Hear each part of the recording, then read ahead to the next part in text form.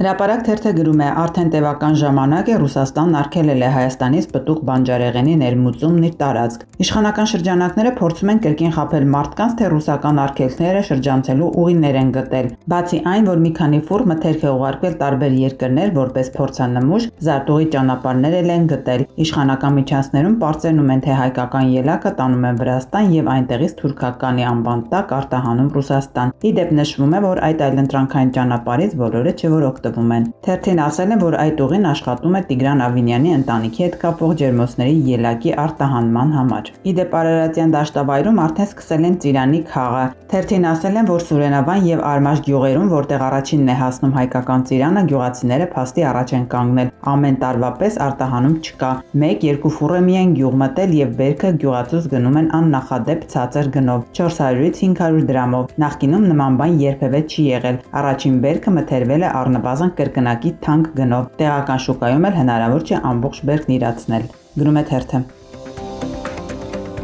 Ժողովուրդ օրաթերթին Արդարադատության նախարարությունից տեղեկացրել են, որ վերջին տարիներին մերժվել է միայն մեկ կուսակցության գրանցում։ Խոսքը Արթուր Ղազենյանի կողմից հիմնադրված քաղաքական ուժի մասին է, որի պետական գրանցման դիմումը մերժվել է պետական ռեգիստրի պետի կողմից։ Նախարարության փոխանցմամբ մերժման հիմքը եղել է կուսակցությունների մասին օրենքի 11-րդ հոդվածի առաջին մասի 2-րդ կետը։ Այդ կետը սահմանում է հետևյալը. կուսակցության հիմնադիրների թիվը չի համապատասխանում սույն օրենքի պահանջներին կամ կուսակցության հիմնադիր համագումարում որոշում չի ընդունվել կուսակցության ստեղծման կամ կուսակցության ծրագրի ընդունման կամ կանոնադրության հաստատման կամ ղեկավար կամ վերահսկողություն իրականացնող մարմինների կարգավորման մասին, ինչպես նաև ընտրված չէ մշտապես գործող ղեկավար մարմնի ղեկավար։ Այսինքն կուսակցության հիմնադիրների թիվը չի համապատասխանում օրենքի պահանջներին կամ հիմնադիր համագումարում չեն ընդունվել օրենքով նախատեսված անհրաժեշտ որոշումները։ Իսկ Արթուր Ղազենյանն էլ թերթի հետ զրույցում ասել է, որ իրենց կուսակցությունը Մեկ Հայաստանը վաղուց լուծարված է եւ իրավաբանորեն գոյություն չունի։